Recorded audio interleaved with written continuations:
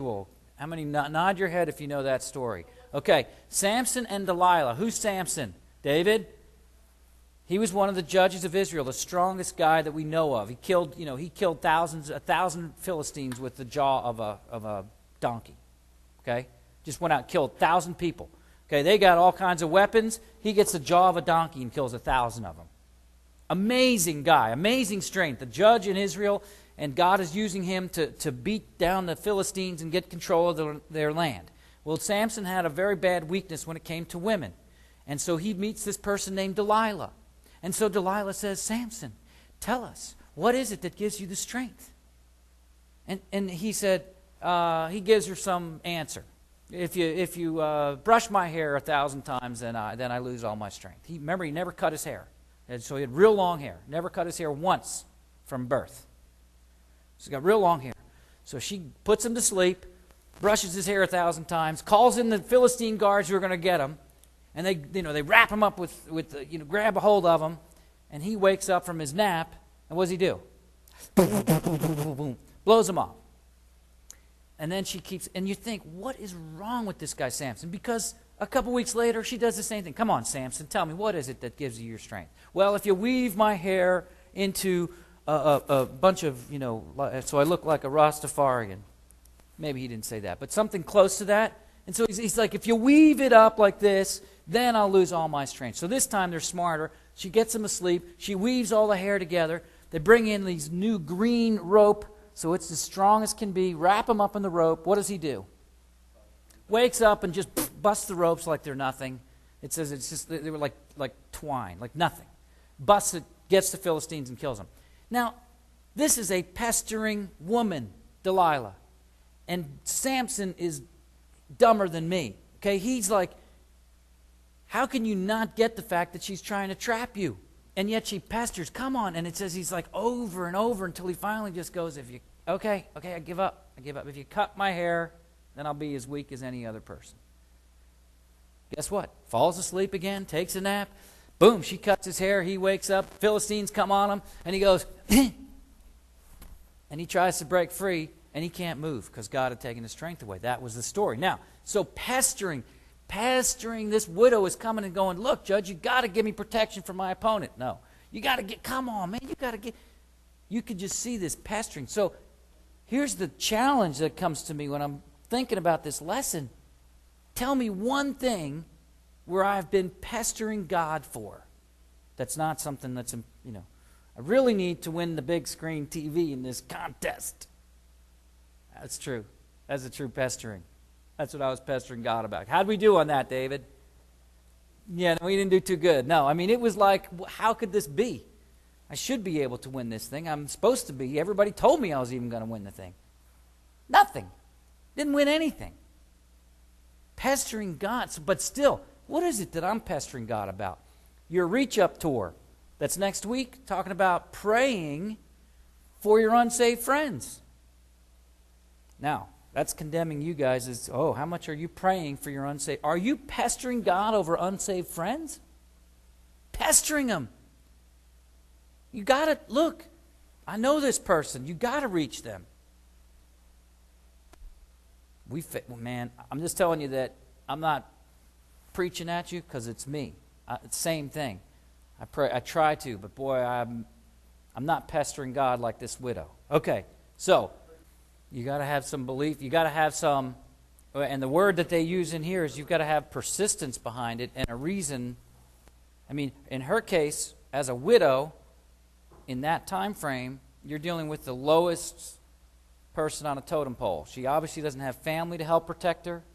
She doesn't have somebody to go to bat for her. She's kind of by herself. And man, I've heard we're in this financial class, and people talk about if you ever get your identity stolen, it's a nightmare. And the guy says, if that ever happens, your full-time job is getting that straightened out. That you just got to do that. That's your job. Or when people say you lose your job and you're out of work, your now full-time job is finding your next job. That it's not going on a family vacation. Hey, well, I'm out of work. I may as well lounge at home, take extra time to sleep. No, your full-time job is getting up every day and trying to find that job. And this was her full-time, this was like her full-time thing. Look, I got to get this taken care of. You've got to give me legal protection here. So it's a persistent, that's the word we're looking for, persistent. Okay, Luke chapter 18, we're going to go verses 9 to 14, another story. And we're going to look and see what Jesus is, chapter 18, verses 9 to 14. Jesus also told this parable to some people who trusted in themselves that they were righteous and viewed others with contempt. Here's the story. 2 men go up to the temple and pray. One's a Pharisee, the other a tax collector. What's the difference between those two people? Neither. You're right in God's eyes, right? Okay, good. Good answer, Tony. Not much. Okay, what's the difference from an outward, what's the difference between,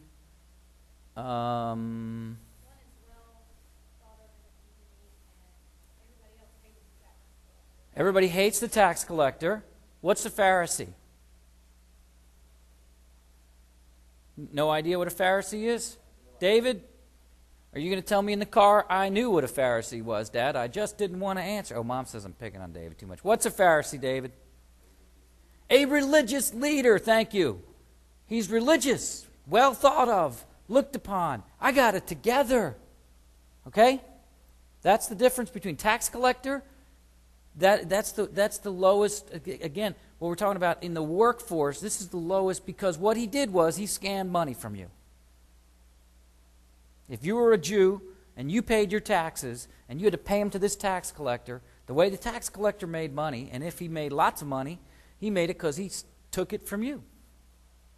Because he was supposed to pay Rome, say, $10 in taxes. The only way he could live was if he said, you owe me $15 in taxes. Give him $15. I only made $25.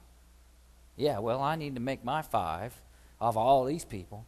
And so it's like they couldn't stand the tax collectors because they sided with Rome. They didn't support their own nation. So they're not well liked. So 2 men, a Pharisee and a tax collector. The Pharisee stood. Listen to this prayer. Tell me if you think this sounds like a good prayer.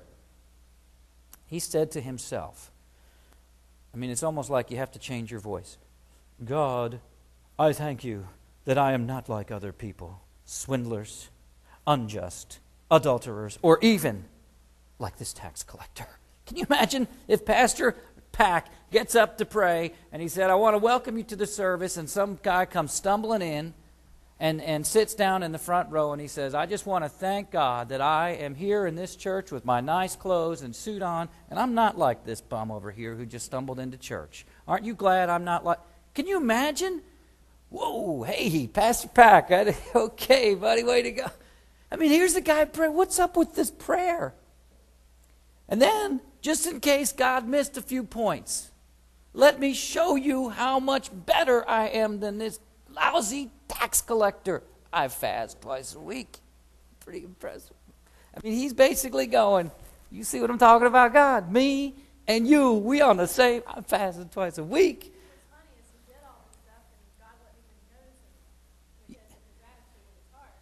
Worthless. He should have been eating Big Macs. He should have been eating Big Macs every day. I pay tithes of all that I get.